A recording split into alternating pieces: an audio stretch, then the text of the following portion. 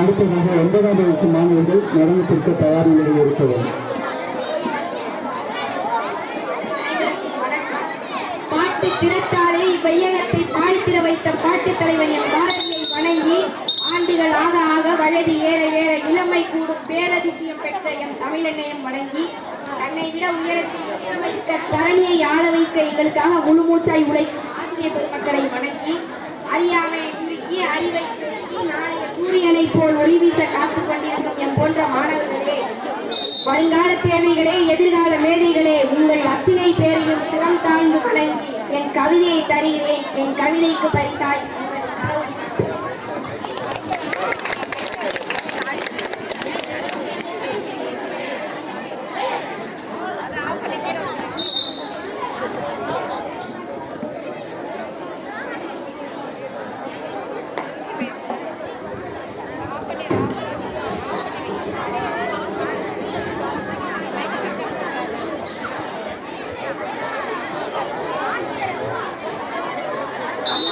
சிறு கவிதை.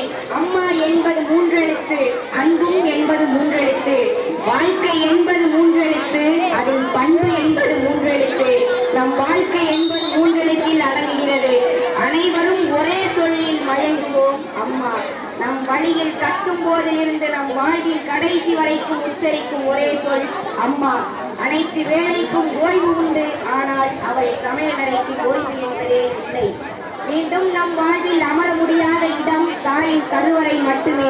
அம்மாவின் கைக்குள் இருக்கும் வரை இவ்வுலகம் அழகாகத்தான் தெரிந்தது. இழந்தவன் தேடுவதும் இருப்பவன் தொலைப்பதும் தாயின் பாசம் மட்டும்தான். தன் உயிரை கொடுத்து மற்றொரு உயிரை காப்பாற்றுவாள் அம்மா.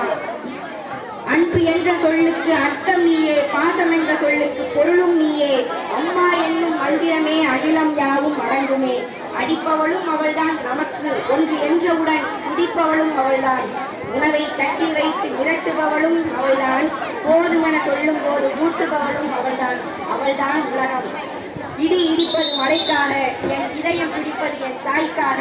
1000 உறவுகள் இருந்தாலும் அம்மா என்ற ஒற்றை சொல் மட்டுமே அத்தனை தரும். நன்றி.